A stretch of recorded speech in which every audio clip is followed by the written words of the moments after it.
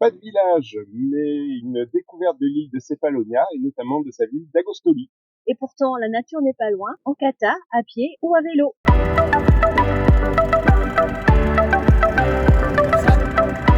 20 nœuds de vent, en plein dans le cul, juste un petit génois. On tourne à 5-6 nœuds. On rentre dans le golfe et la mer s'est bien calmée. Changement de paysage, végétation rase, ça surprend.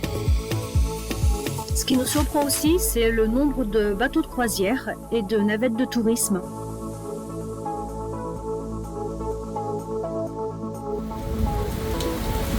Le jeep le plus en plus fort. On est dans la brume. La visibilité est tellement réduite. Au mouillage, on a mis le feu de mouillage qui normalement est éclairé la nuit.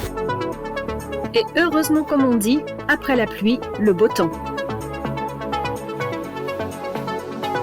On a mis pied à terre. J'espère qu'on sera entre deux averses. On a la tenue de pluie, il fait chaud avec, mais on ne sait pas pour combien de temps. On fait un strike.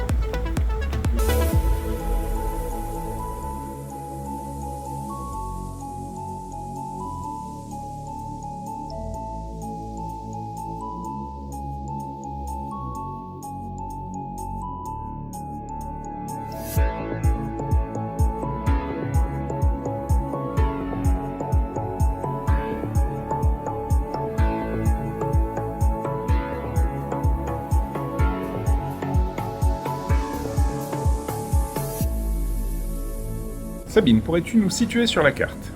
Alors, on est sur l'île de Cefalonia ou Kefalonia selon les orthographes. On a fait un premier mouillage ici. À cause du mauvais temps, on est remonté ici. Là, il y a le phare blanc. On est venu se mettre à l'abri dans la Hanse devant Argostoli. Là, il y a le pont qui coupe la lagune. La particularité d'Argostoli, c'est qu'on peut voir plus facilement les tortues cavanes.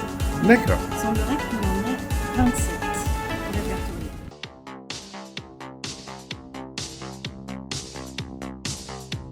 Rien de tel qu'une petite balade en ville pour digérer. Voici la place centrale.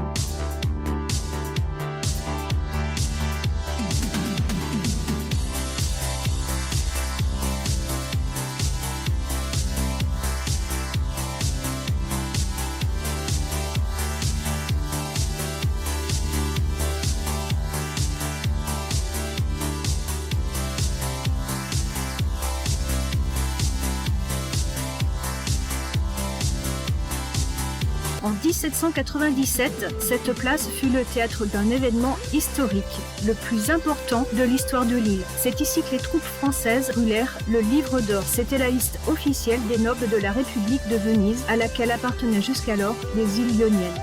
Des canards citadins, vous en avez déjà vu, vous? Et des tortues citadines? Pas davantage? Alors rentre tout au port.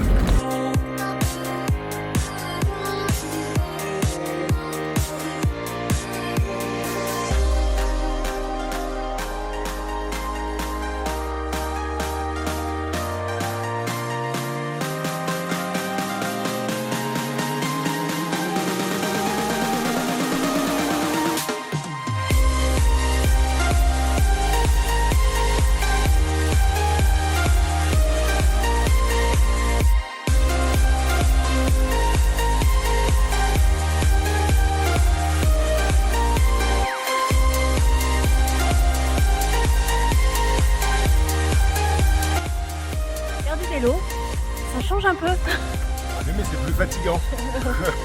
Ça faisait longtemps.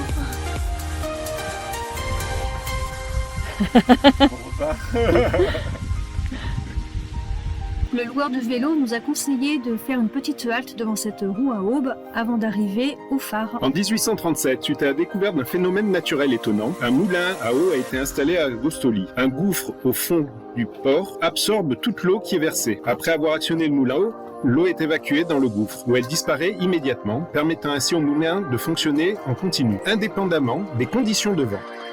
Un réseau de chenaux de 200 mètres facilitait le mouvement de l'eau. Ce moulin a cessé de fonctionner dans les années 1930 et a été détruit lors du séisme de 1953. Avait la particularité donc d'avoir ce gouffre qui aspirait l'eau. Mais où allait l'eau? Il a fallu attendre des années pour s'apercevoir que l'eau traversait toute l'île et se déversait de l'autre côté de l'île. Au début des années 1960, ils ont reconstruit comme attraction touristique, mais il n'est plus actuellement fonctionnel, bien sûr. Je suis sur mon fidèle destrier. Je suis Sabine. Coucou.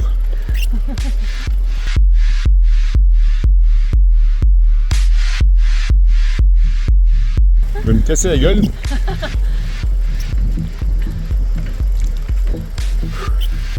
C'est pas facile. C'est bon, on est arrivé.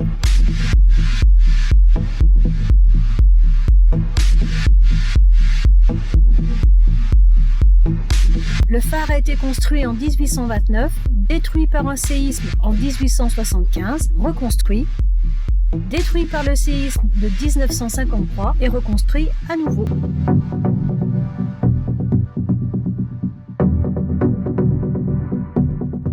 Les équipes choisissent leur vélo.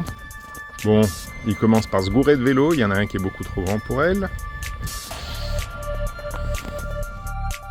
Je suis en direct du Tour de Céphalonie, le tour cycliste reconnu dans toutes les îles grecques.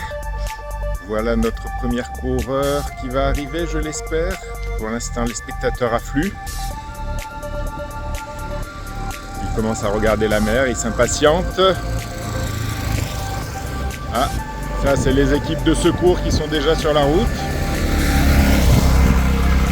Voilà les ravitaillements. Et ils sont dû se perdre. Les voilà, à fond les valos. Oui, oui, oui, allez, la première cycliste arrive, elle est là, on la voit.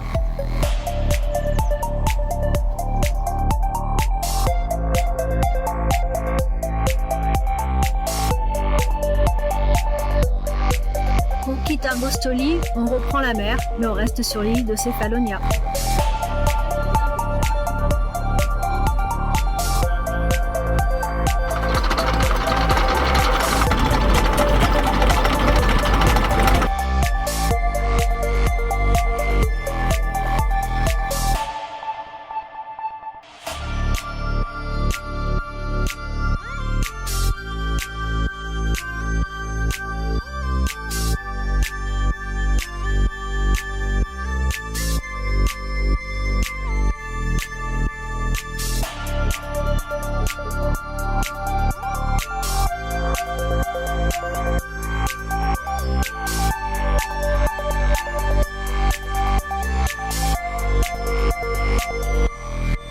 Dans l'Antiquité, les forêts denses fournissaient la matière première pour la construction des navires.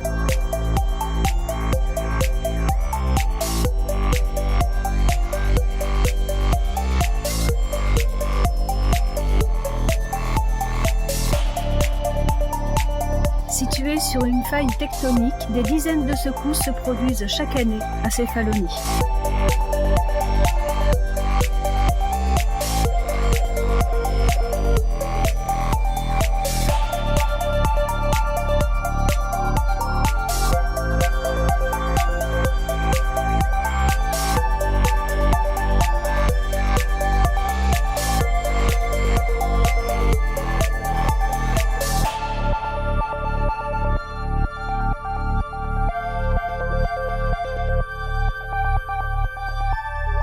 On continue le voyage la semaine prochaine avec l'étonnant passage du canal de Levka creusé dans les marais salants. À bientôt!